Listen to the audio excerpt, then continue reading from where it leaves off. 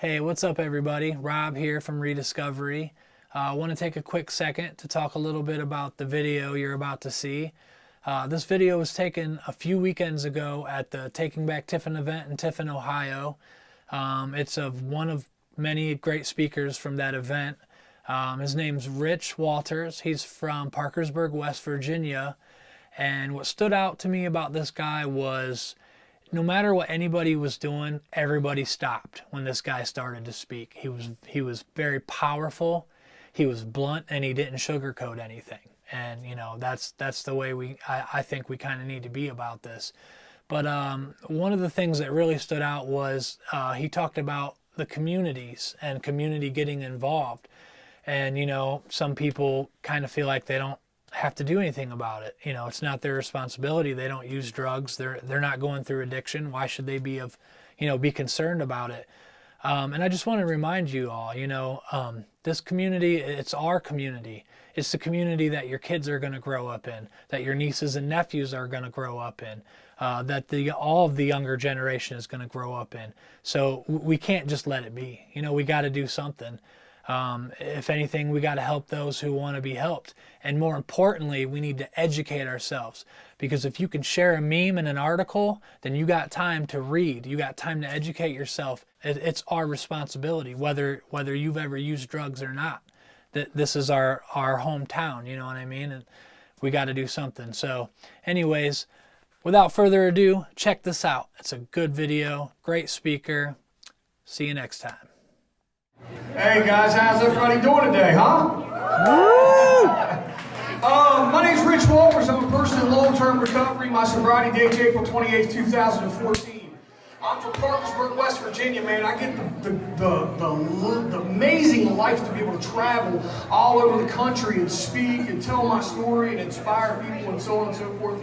I never thought that I'd have that ability, especially being at the lowest part of my life, because I was nothing but a violent, drug-using, drug-dealing maniac, to be quite honest with you, who neglected his daughter and neglected his parents. And I was a real good family abuser. You know, I abused my family in every way, shape, or form. And I don't mean physically. I didn't beat them. I just abused them mentally and spiritually and emotionally for years and years and years. And I really regret that today, but it's also a big part of my story that I can help and tell you to maybe unlock some truth that's within you to help you get set free from all that stuff. I'm so blessed to be out here today, man, and shout out to the committee for making this stuff happen, and everybody, and Ashley and Richie and everybody for asking me to come out here to speak. I greatly appreciate it. I was talking to some people outside today. They're like, "How you feeling, man? How you feeling? This, that, and that." I'm like, "Yeah, I'm tired. I'm tired." You know, I have two little babies. I have 3 kids, but 2 of them are a year and a 1-year-old and a 2-year-old. I travel to the United States. I live out of an airplane in a suitcase, basically. And so my life's busy, but I got good problems today. You know, I'm not facing down indictments. I didn't just wake up from an overdose. I'm not running from somebody that I just stole $1,500 from. I'm not worried about getting a wire roll on me.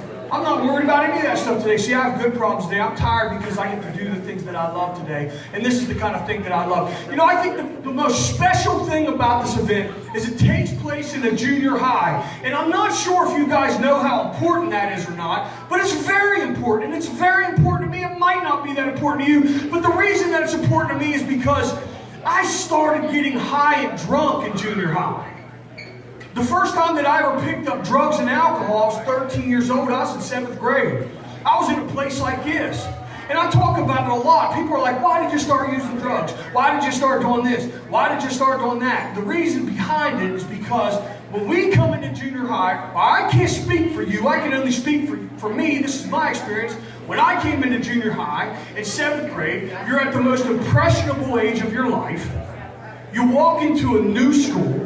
You want to fit in, you want to be cool, you want to just, you sure don't want people running around talking about you being a nerd or a dork or a square or any of that other stuff. So the first time that I ever picked up, I remember being at a buddy's house and they were drinking and they were smoking weed. And I didn't want to do it because I didn't come from a family like he said he did drugs with his parents and stuff. That's not my experience. That's not my experience. My parents were always on me like, "Don't you ever do drugs. Don't you ever drink. Don't you ever do this. It'll ruin your life." ominous warning I failed to heed. I knew it was wrong, I did it anyway. Because my entire life I lived based on what you thought about me. And if I'm in 7th grade around a group of dudes, there's 6 or 7 dudes, and they're all smoking weed and getting drunk, and I don't get drunk or high with them, then they might go running around and tell everybody I'm square. And I can't have you doing that, especially in 7th grade, because I'm just fresh in school and I gotta be cool, right? But when I did it, it did something to me. Now, the first time that I ever did it, I didn't have that I had arrived feeling. It wasn't the greatest thing in the world for me. It was guilt, shame, and remorse. But it didn't take me long to find my friends' parents who weren't like my parents. The kind of parents who would allow us to show up on Friday and get smashed all the way through Sunday. And I wouldn't have to worry about that with my parents now anymore, and I fell in love with it. So this junior high was a big turning point in my life. Now I feel like I lost my innocence in junior high. That's arguable. I'd say the first time I lost my... Well, there's a bunch of little kids in here. I don't want to talk about Santa Claus. And he's real. Santa Claus is very real.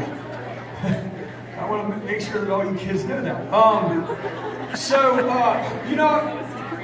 it was a big turning point in my life, and it did something for me, man. You see, I'm different than the normal person. So I can't pick up a drink or a drug and moderately use or drink anything. I've never been a moderate anything. That's just the way it is. I always overshoot the mark. As a matter of fact, even when I eat today, I overshoot the mark. And I regret it afterwards.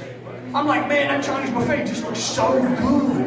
And I go to it and I'm like, this is such a great idea. And next thing you know, I stop myself and I'm just absolutely miserable when I say, oh my God, never again. And I sleep it off, and 2 or 3 days drive by, and I drive by the Chinese buffet again, and there it is. It's the same thing, right? It's the same kind of mindset. I've never moderated anything. Everything that I ever did in my life, I was always overboard. And so that's what I did with drugs and alcohol. But I think that's really cool that there's a bunch of kids and there's a bunch of families here today, and that we can get out here and make this a community event, because guys, let me tell you something.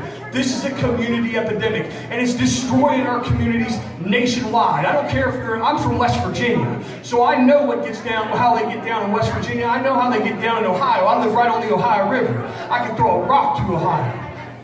I've smoked a lot of rock in Ohio. No,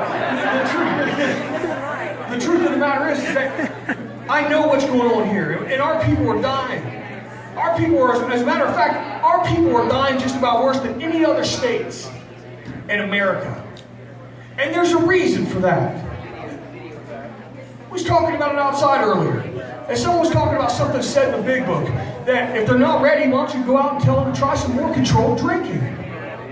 But you see, if you tell somebody in this day and age that if you're not ready, why don't you go out and try some more controlled dope shooting, or why don't you go out and try some more controlled dope snorting, or however you do it, they're going to die. They are going to die. This is not normalcy. What's going on now is completely different than anything that's ever gone on in the history of mankind. We are losing people so fast. It is our job to meet them right where they are. It is our job to love them right as they come through the door. It is not our job to exclude and condemn people. That's not your job. And so everybody wants to take shots at everybody for the different recovery paths. That's all garbage.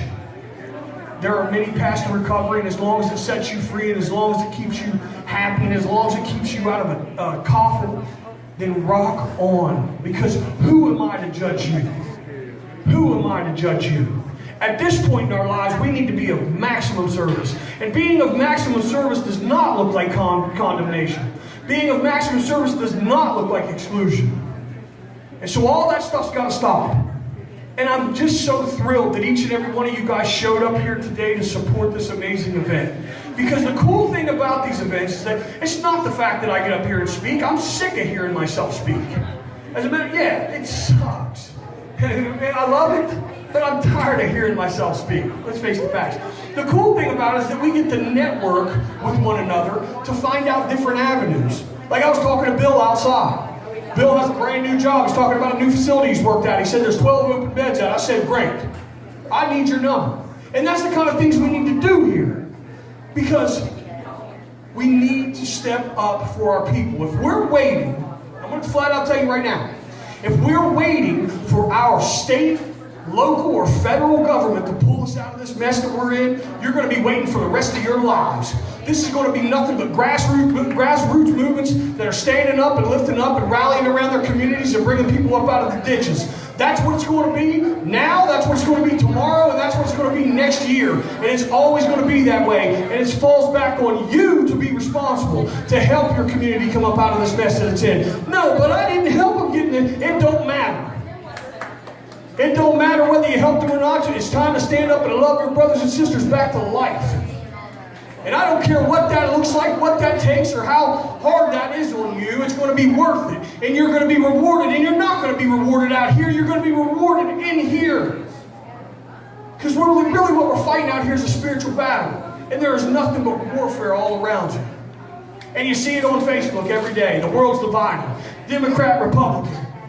Addiction to disease or a choice. Gay or straight. And everybody wants to divide. But each and every one of you have the power to be your own person, to rally and to bring people back in as a group and unify. And that's exactly what we need to do. And I've seen it happening in Ohio. I've seen it happening in West Virginia. And the results behind those kind of things are staggering. Last year, in my county alone, in Parkersburg, West Virginia, at the end of March, there was 190 overdoses from January 1st to the end of March. This year, at the end of July, there was only 55. And that's not because there's less drugs out there. That's because there's more community out there. That's because there's more people out there who are creating leaders and creating programs and creating paths and creating avenues to help get our people out of this mess. I don't know what Tiffin was like before it's what it is now, but I know that where I'm from, it was nothing but champions and winners and studs and good people. And that's exactly what our communities were, and it's just getting run over by all this crap. So it's our jobs to resurrect these places. Because if you have kids, your kids are going to be growing up in that nasty stuff that you're seeing going on now. And how dare us stand by and let it happen? It's our job to get excited about this kind of stuff. Guys, I get excited about this kind of stuff. I have so much fun going out here and doing what I get to do, and I see a lot of ugly, disgusting, horrible things. But none of it beats the turnarounds that I get to see on a daily basis, like 5 months with our kids back. And then all the other miracles who are sitting in this crowd who used to ram needles in their arm, minute after minute after minute, digging for a vein. You're all miracles. And let me tell you something. God designated drug addicts to be spiritual, but once He gets control of them, and once He gets them turned around and gets that energy harnessed in the other direction, He's going to turn you all into spiritual dynamos. And don't you ever let anybody try to knock you off your spiritual path. And you just keep moving forward. Don't worry about what this person says. Don't worry about what that person says. You stay focused on the task at hand. And my task at hand is to help all these sick and suffering people who are out here. Ain't nobody going to stop me. I don't care what he says. I don't care what she says. I don't care what they say. I'm on a mission, and there ain't nothing anybody can stop me. And I want you guys to help join me. Thanks.